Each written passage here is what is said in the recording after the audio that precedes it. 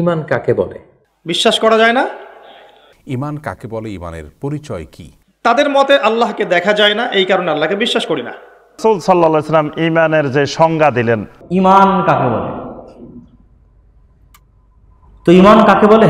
ঠিক আছে, ঈমান হচ্ছে আন তুমিনা বিল্লাহ ওয়া মালাইকাতিহি ওয়া কুতুবিহি ওয়া রুসুলিহি। ঈমান আনয়ন করবে আল্লাহর প্রতি, ঈমান আনয়ন করবে ফেরেশতাদের প্রতি, ঈমান আনয়ন করবে কিতাব আল্লাহর প্রেরিত কিতাবের প্রতি, ঈমান আনয়ন করবে রাসূলদের প্রতি, ঈমান আনয়ন করবে পরকালের প্রতি, ঈমান আনয়ন করবে ভাগ্যের ভালো মন্দের প্রতি। আল্লাহর প্রতি ঈমান কি? ওই যে আশহাদু আল্লা ইলাহা ইল্লাল্লাহর যে অংশ গেল, ওর মধ্যে আল্লাহর প্রতি ঈমানও অটোমেটিক আছে। আল্লাহর রুবুবিয়ত, আল্লাহর উলুহিয়ত, আল্লাহর আসমা ও সিফাতের প্রতি ঈমান আনয়ন। মালায়েকা ফেরেশতাদের প্রতি ঈমান আনয়ন কি? আপনি যদি ফেরেশতাদের প্রতি বিশ্বাস স্থাপন না করেন, ভালো হতে পারবেন না। আমরা কেউ ভালো হতে পারবো না যদি না ফেরেশতাদের প্রতি আমাদের দৃঢ় বিশ্বাস থাকে। ফেরেশতা এবং শয়তান এই দুইটা হচ্ছে পরস্পরের সাথে ওতপ্রোতভাবে জড়িত বিষয়। যেখানে ফেরেশতা আছে ওখানে শয়তান নাই, যেখানে শয়তান আছে ওখানে ফেরেশতা নাই। এরকম অসংখ্য দলিল আপনি কোরআন এবং হাদিসে পাবেন। যেমন রাসূলুল্লাহ সাল্লাল্লাহু আলাইহি ওয়াসাল্লাম বলছেন, লা তাদখুলুল মালায়েকা, ফেরেশতা ওই বাড়িতে প্রবেশ করে না যেই বাড়িতে ছবি মূর্তি আছে অথবা কুকুর আছে। আবার আর এক হাদিসে রাসূলুল্লাহ সাল্লাল্লাহু আলাইহি ওয়াসাল্লাম বলছেন, তোমাদের মধ্যে কেউ যদি বাড়িতে প্রবেশ করার সময় সালাম না দেয় তাহলে ওই বাড়িতে কে থাকে? শয়তান থাকে। তাহলে শয়তান এবং ফেরেশতা পরস্পর বিপরীত মুখে চলে। আপনি যদি শয়তানের থাকার ব্যবস্থা করে দেন, শয়তান থাকবে। আপনি যদি ফেরেশতার থাকার ব্যবস্থা করে দেন, কে থাকবে? ফেরেশতা থাকবে। আপনি ছবি মূর্তি ঝুলিয়ে রাখবেন, ফেরেশতা থাকবে না, কে থাকবে? শয়তান থাকবে।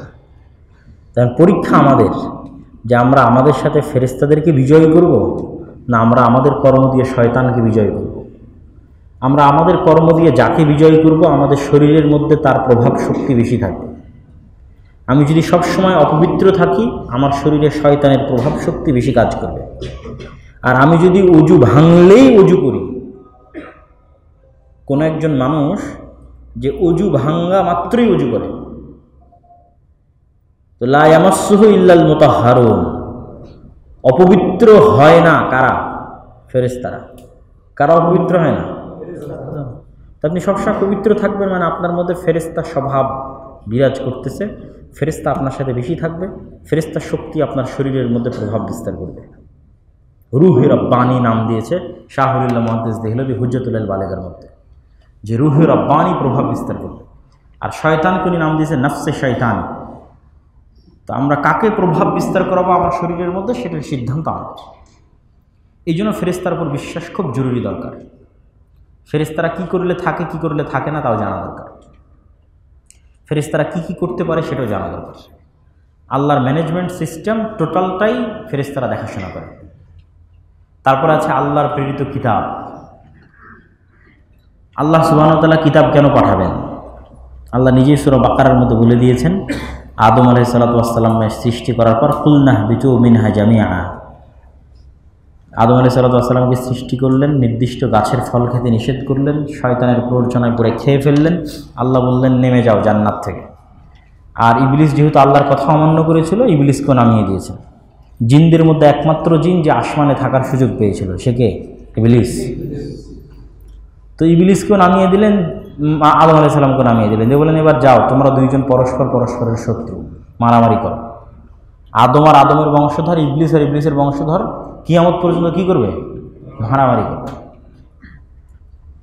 তখন আল্লাহ বলতেছে ওই জায়গাতে, ফাইম্মা ইয়াতিয়ান্নাকুম মিন্নি হুদান ফামান তাবিআ হুদায়া ফালা খাউফুন আলাইহিম ওয়ালা হুম ইয়াহজানুন। তবে আমি আল্লাহ আমার পক্ষ থেকে আদম সন্তানের কল্যাণের জন্য আমার পক্ষ থেকে হেদায়েত পাঠাবো। যে আমার পাঠানো হেদায়েতের অনুসরণ করবে তার কোনো দুশ্চিন্তা নাই, আর তার কোনো ভবিষ্যৎ নিয়ে আশঙ্কা নাই। ঠিক আছে?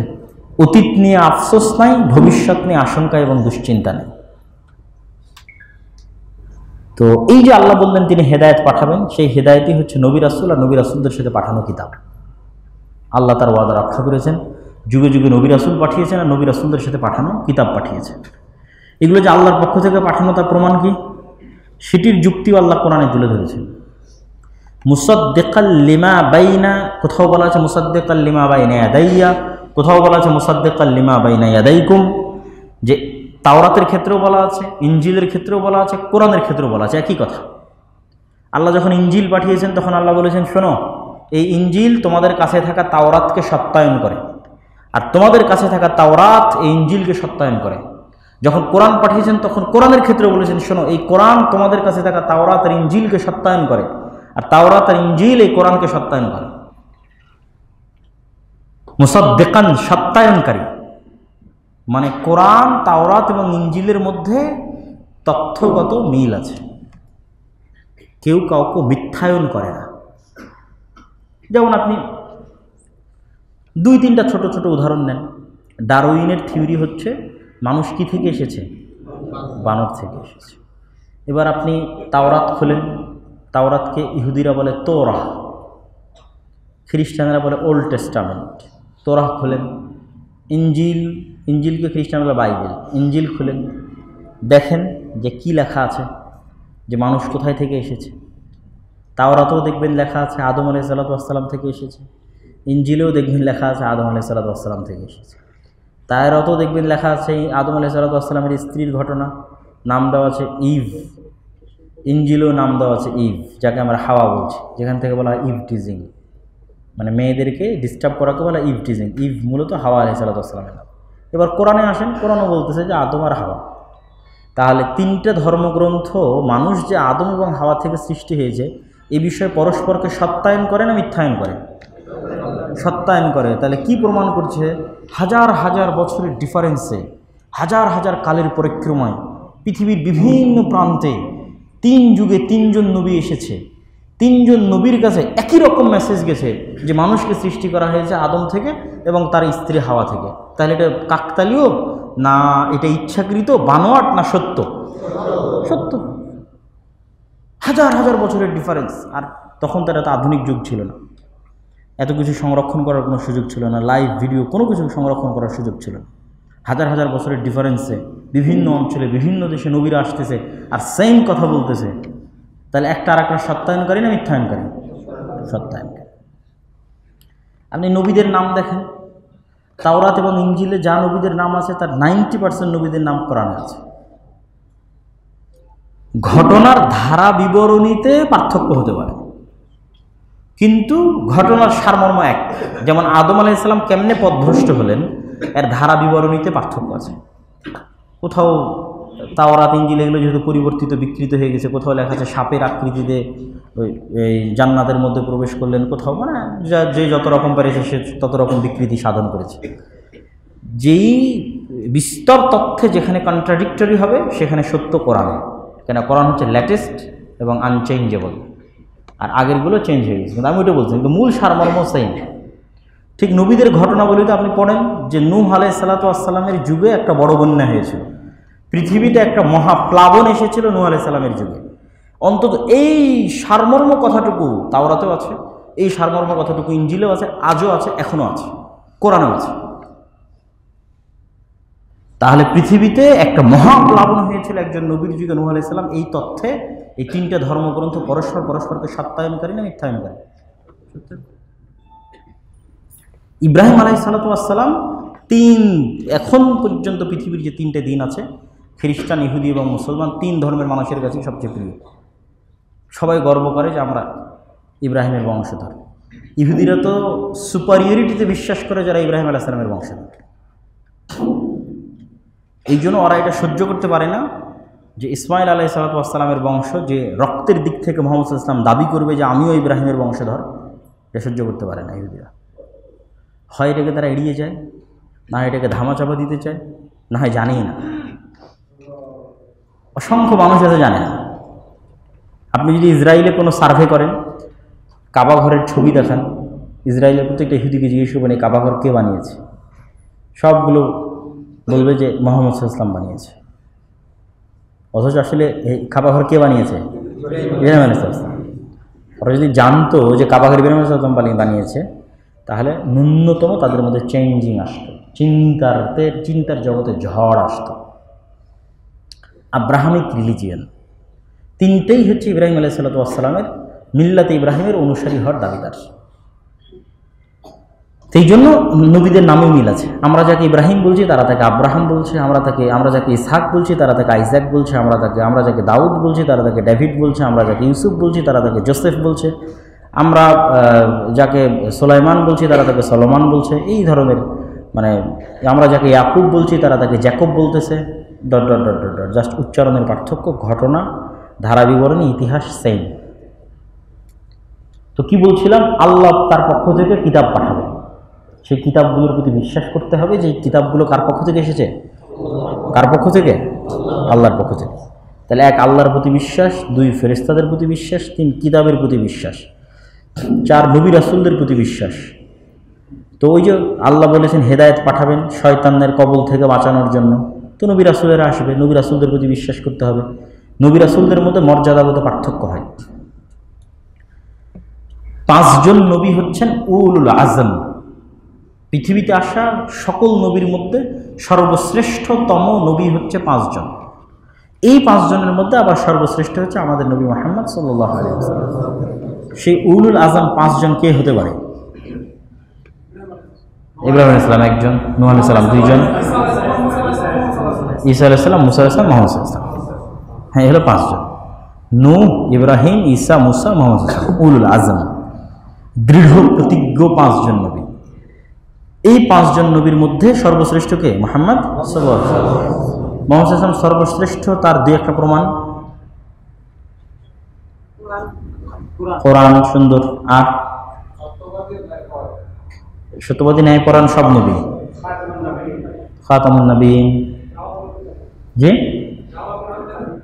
জাওয়ামিউল কালিম, শাফাআহ,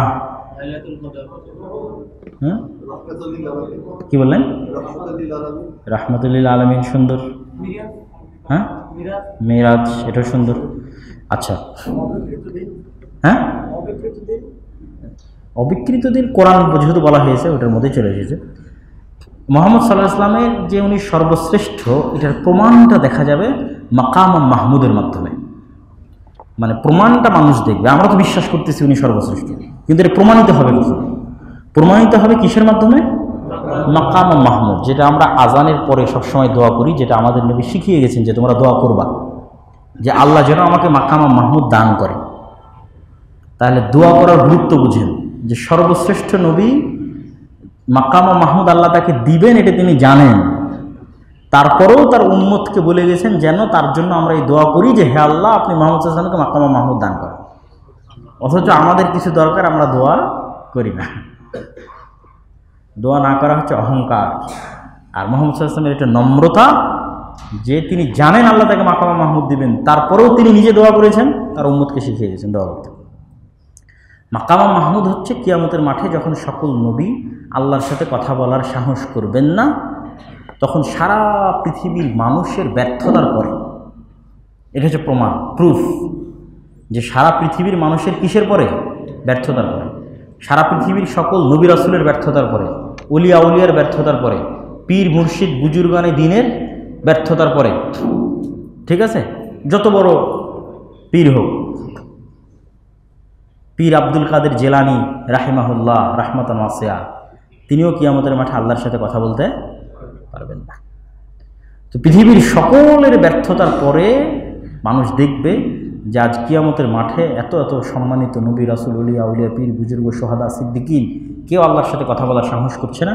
সেই দিন আল্লাহ সুবহানাহু ওয়া তাআলার সাথে কথা বলবেন কে? মুহাম্মদ সাল্লাল্লাহু আলাইহি ওয়াসাল্লাম। তখন তার পৃথিবীর সকলের মধ্যে তার শ্রেষ্ঠত্বটা প্রমাণিত হয়ে যাবে। এটা কি বলা হয়েছে? মাকাম মাহমুদ। এই অনুমতিটাকে বলা হয় মাকাম মাহমুদ। যদিও মুহাম্মদ সাল্লাল্লাহু আলাইহি ওয়াসাল্লাম সরাসরি কথা শুরু করবেন এমন না, তিনি মূলত সিজদা দিয়ে শুরু করবেন। সিজদার মধ্যে তিনি আল্লাহর এমন প্রশংসা করবেন যা আগে কোনোদিন করেননি। আগে কোনোদিন কেন করেননি? আল্লাহ আগে কোনোদিন শিখাইনি।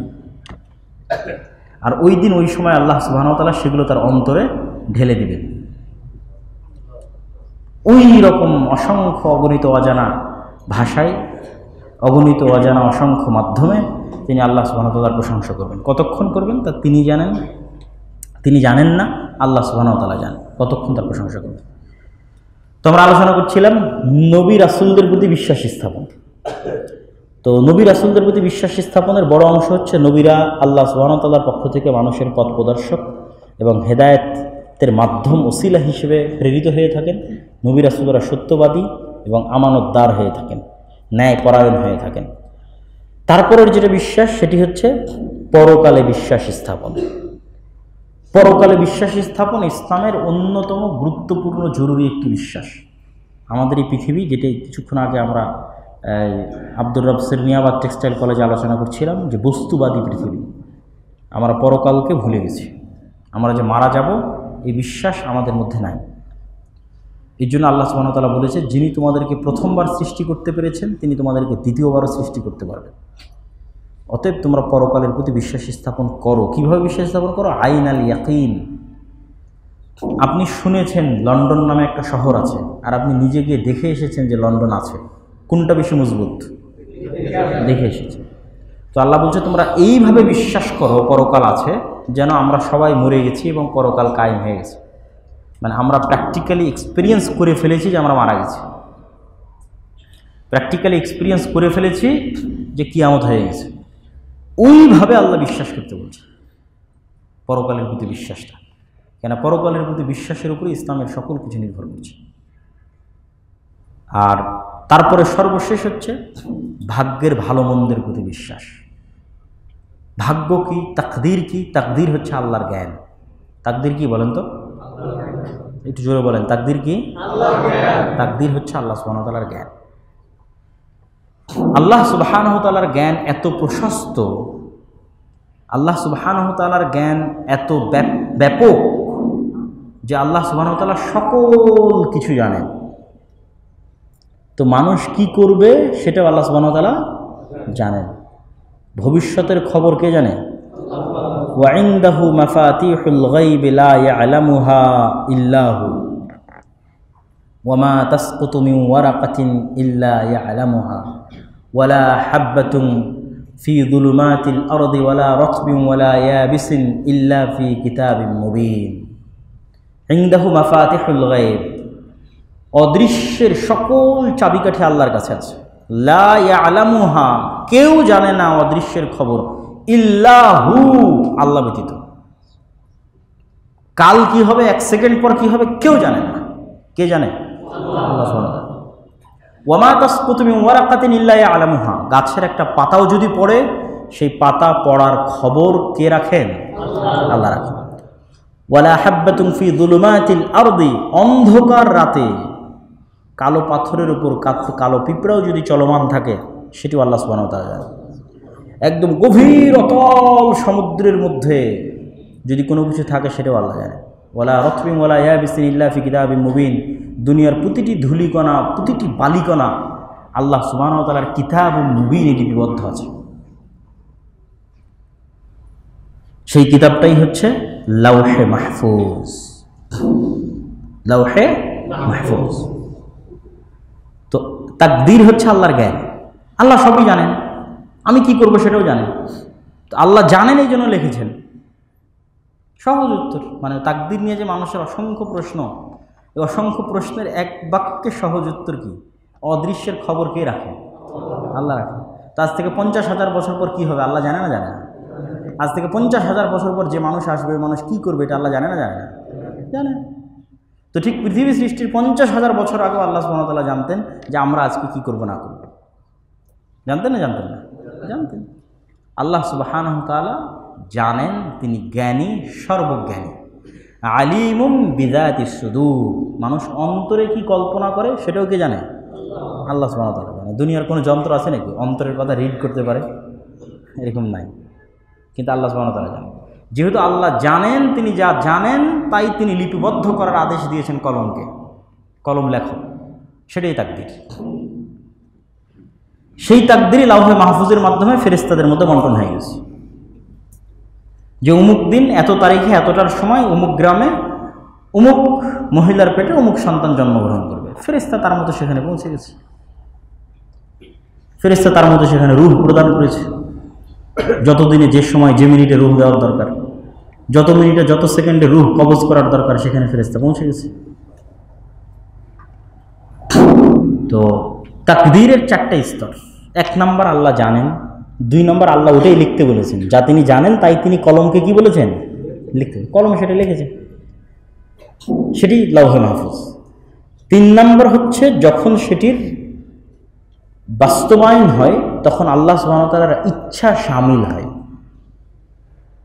আল্লাহ সুবহানাহু ওয়া তাআলার ইচ্ছা শামিলে হাল না হলে, ওই জিনিসটার সাথে সম্পৃক্ত কানেক্টেড না হলে ওটি বাস্তবায়ন হওয়া সম্ভব নয়।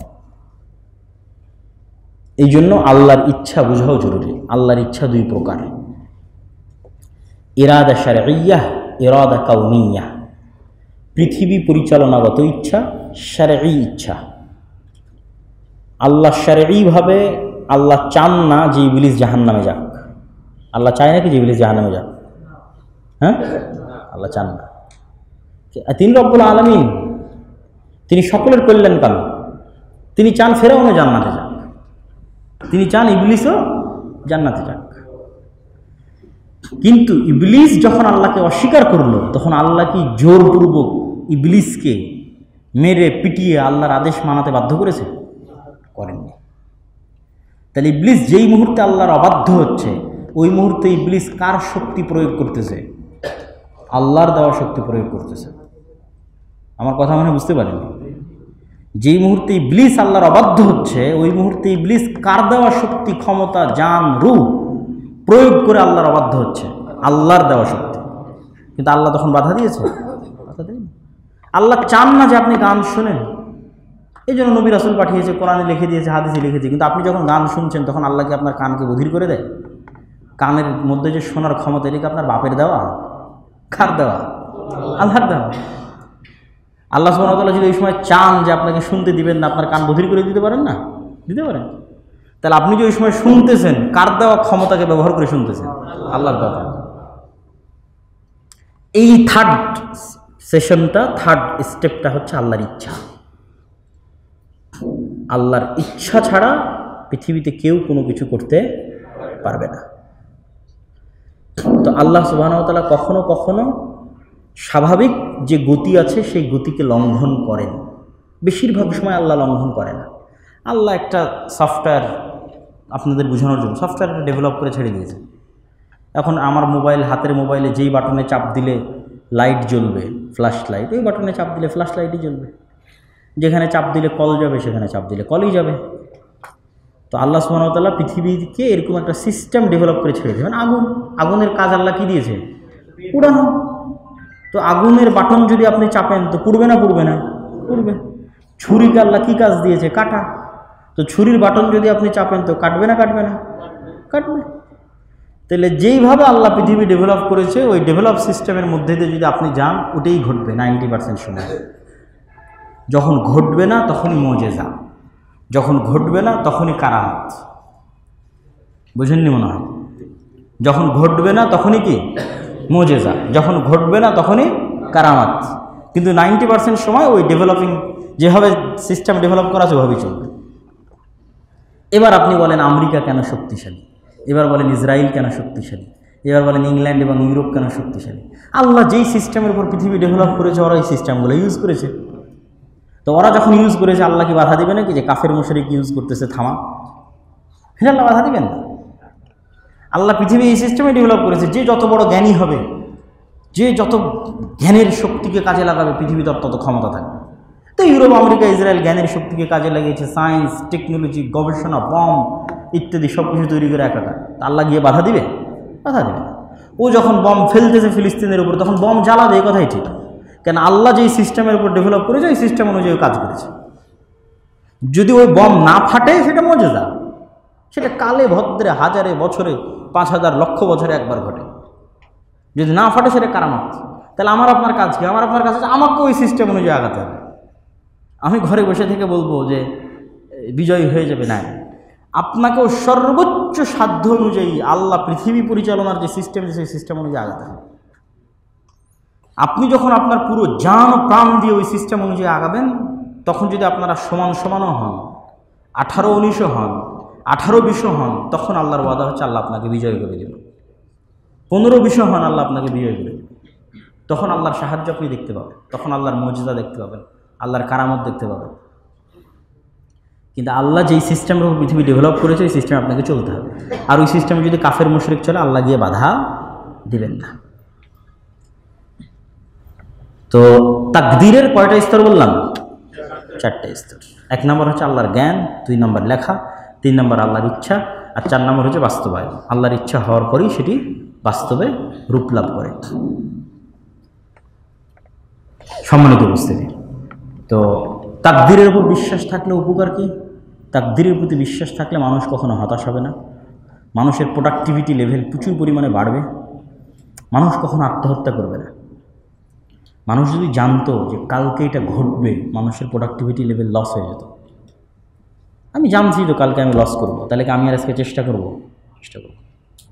কিন্তু আমি জানতেছি না আগামীকাল কি ঘটবে, সুতরাং আমি আপ্রাণ চেষ্টা করব, আমার প্রোডাক্টিভিটি ঠিক থাকবে। এখানে কয়টা আজান? এখানে কয়টা আজান? 7:30। এখন কত বাজে? 6:39। মানে সময় আছে তো আমাদের কাছে। আচ্ছা, এবার কথা শেষ। তখন ওই ব্যক্তি জিজ্ঞেস করছে, আপনি সত্য উত্তর দিয়েছেন, সাদাক্তা। ওমর রাদিয়াল্লাহু আনহু বলছে, আমার আবারও আশ্চর্য হলাম, কি ঘটনা? বলছে, আখবিরনি আনিল ইহসান। আচ্ছা, এবার আপনি আমাকে আরেকটা বিষয় বলেন তো, ইহসান কাকে বলে? তখন মুহাম্মদ সাল্লাল্লাহু আলাইহি ওয়াসাল্লাম উত্তরে বলছে, আন তা'বুদাল্লাহ কাআন্নাকা তারাহ ফাইন লাম তাকুন তারাহ ফাইন্নাহু ইয়ারাক। ইহসান হচ্ছে তুমি এমনভাবে আল্লাহর ইবাদত করবে যেন তুমি আল্লাহকে দেখতে পাচ্ছ, যদি এটি সম্ভব না হয় তাহলে যেন আল্লাহ তোমাকে দেখছেন। ইহসানটা কিন্তু আমরা বুঝি না, আমরাও ছোটবেলায় ঠিক সেভাবে বুঝতাম না ইহসান কি, শুধুভাবে মুখস্থ করে গেছি বাস। ইহসান হচ্ছে আল্লাহ নিজেকে বলেছেন যে তিনি আহসানুল খালিকিন, সর্বশ্রেষ্ঠ সৃষ্টিকর্তা, নিপুণ নিখুঁত সৃষ্টিকর্তা। আল্লাহ এতটাই নিপুণ ও নিখুঁত সৃষ্টিকর্তা, আল্লাহ বলছে তাকাও মহাশূন্যের দিকে, আমার সৃষ্টির মধ্যে কোনো ভুল ধরতে পারো কিনা বের করে নিয়ে আসো, যে এটা এইভাবে না হলে এইভাবে হলে ভালো হতো। আমি মানুষকে সৃষ্টি করেছি, তুমি প্রমাণ দাও, চেষ্টা করো যে মানুষের এইটা এইভাবে না হলে এইভাবে হলে ভালো হতো, মানুষের নাকটা এখানে না থাকলে এখানে থাকলে ভালো হতো, চোখটা এখানে, তুমি চেষ্টা করো। আমি হচ্ছে নিখুঁত এবং নিপুণ সৃষ্টিকর্তা। তো ইহসান মানে নিখুঁততা, নিপুণতা। তো আপনার ইসলামে এবং আপনার ইমানে নিখুঁততা ও নিপুণতার মাত্রা বাড়বে ইহসানের কারণে। আপনার বিশ্বাসের লেভেলটা যদি এরকম হয় যে আপনি আল্লাহকে দেখতে পাচ্ছেন, তাহলে আপনার ইসলাম কেমন হবে? টপ লেভেলের ইসলাম হবে না? আপনার ইমান কেমন হবে? টপ লেভেলের ইমান হবে না? আপনার সালাত অন্য 10 জনের সালাতের চাইতে পৃথক হবে, আপনার হজ অন্য 10 জনের হজের চাইতে পৃথক হবে। আর যদি আপনি ওই লেভেলের নিখুঁত আর নিপুণতা ম্যানেজ না করতে পারেন, তাহলে এতটুকু অবশ্যই ম্যানেজ করতে হবে আপনাকে যে আল্লাহ আপনাকে দেখছেন। এটি হচ্ছে ইহসান। তাহলে ইহসান হচ্ছে ইসলামকে আর ইমানকে মডিফাই করে, ইসলাম এবং ইমানের কোয়ালিটি ডেভেলপ করে। ইসলামের 5টা, ইমানের 6টা। এই 6টা জিনিসকে ডেভেলপ করে, কোয়ালিটি ডেভেলপ করে কে? ইহসান। মুহাম্মদ সাল্লাল্লাহু আলাইহি ওয়াসাল্লাম নিজে মেরাজে গেছেন, জান্নাত জাহান্নাম দেখেছেন, আল্লাহর সাথে কথা বলেছেন। ওনার ইমানের লেভেল আর আমাদের ইমানের লেভেল এক হবে? ওনার ইহসান আর আমাদের ইহসান এক হবে? ওনার সালাতের কোয়ালিটি আর আমাদের সালাতের কোয়ালিটি এক হবে? হবে না। তাহলে ওনার সালাত আর ওনার ইমানের কোয়ালিটি মডিফাই করতেছে ওনার ইহসান, ওনার বিশ্বাসের মাত্রাটা, যে উনি আল্লাহকে দেখতে পাচ্ছেন। আর এটার সর্বনিম্ন রিকোয়ারমেন্ট কি? যেন আল্লাহ আমাদের দেখতে পাচ্ছেন। এবার ওই ব্যক্তি বলল, আপনি ঠিক বলেছেন, এবার বলেন কিয়ামত কখন হবে? তখন উত্তরে মুহাম্মদ সাল্লাল্লাহু আলাইহি ওয়াসাল্লাম বলছে, জিজ্ঞাসাকারী বেশি ভালো জানে জিজ্ঞাসিত ব্যক্তির চাইতে। যিনি জিজ্ঞাসা করেছে উনি ভালো জানেন কখন কিয়ামত হবে, যাকে জিজ্ঞেস করা হচ্ছে তার চাইতে। তো আচ্ছা ঠিক আছে, আপনি তাহলে কিয়ামতের আলামত বলেন। তো বলে কিয়ামতের আলামত হচ্ছে আনতালিদাল আমাতু রাব্বাতাহা, দাসী তার মালিককে জন্ম দিবে। আর আনতারাল হুফাতাল উরাতাল আলাতা ইয়াতাতাওয়ালুনা ফিল বুনিয়ান, আর তোমরা দেখবে খালি পায়ে থাকা ব্যক্তি, উলঙ্গ ব্যক্তি, কাপড়বিহীন ব্যক্তি, ঠিক আছে, রাখাল চড়াতো তারা একদিন দেখবে যে বিশাল বিশাল বিল্ডিং বানানোর প্রতিযোগিতা করতেছে। ছাগল চড়াতো রাখাল ছিল, বিশাল বিশাল বিল্ডিং বানানোর প্রতিযোগিতা করতেছে। এই দুটের অসংখ্য ব্যাখ্যা মুহাদ্দিসিনে কেরাম দিয়েছে। তো সবচেয়ে নির্ভরযোগ্য ব্যাখ্যা হচ্ছে, দাসী তার মালিককে জন্ম দিবে অর্থ হচ্ছে জেনা ব্যভিচার বেড়ে যাবে, অবৈধ সম্পর্ক বেড়ে যাবে। জারজ সন্তান যেহেতু তার মা জানে না, তার বাবা জানে না, সেই একদিন কালের পরিক্রমায় তার অজানা অচেনা মায়ের সাথে জেনা ব্যভিচারে লিপ্ত হবে, নাউজুবিল্লাহ। আরও অসংখ্য অনেক অনেক ব্যাখ্যা আছে। কেউ বলেছে সন্তানেরা মায়ের সাথে খারাপ আচরণ করবে, গালাগালি করবে, যেমন দাসীর সাথে করে, আর অসংখ্য ব্যাখ্যা আছে। আর রাখাল, মরুভূমির রাখাল, খালি পায়ে উলঙ্গ, সে বিল্ডিং তৈরি করবে কীভাবে? সুদী অর্থনীতি ছাড়া এটা সম্ভব না। ইসলামে ধনী হওয়ার কোনো শর্টকাট রাস্তা নাই, পরিশ্রমের মাধ্যমে ধনী হতে হয়। ওই একদিনেই রাখাল থেকে এসে 10তলা বিল্ডিং বানাবে, এর জন্য কি লাগবে? সুদ লাগবে। পুরো পৃথিবী সুদের বেড়াজালে জর্জরিত হয়ে যেতে হবে, আর পুরো পৃথিবী জেনা ব্যভিচারে পরিপূর্ণ হয়ে যেতে হবে, তখন কিয়ামত সংগঠিত হবে। আর পৃথিবী সেই দিকেই খুব দ্রুত গতির সাথে ধাবমান। এবার রাসূলুল্লাহ সাল্লাল্লাহু আলাইহি ওয়াসাল্লাম বলছেন, ওমর রাদিয়াল্লাহু আনহু, জানো কে এসেছিল? তো বলে, না, আল্লাহ এবং আল্লাহ রাসূল ভালো জানে। তো বলে, আতাকুম জিবরিল ইউআল্লিমুকুম দীনাকুম, এসেছিল জিবরিল তোমাদের কাছে তোমাদের দ্বীন শিক্ষা দেওয়ার জন্য, যা না জানলেই নয় সেটি শিক্ষা দেওয়ার জন্য।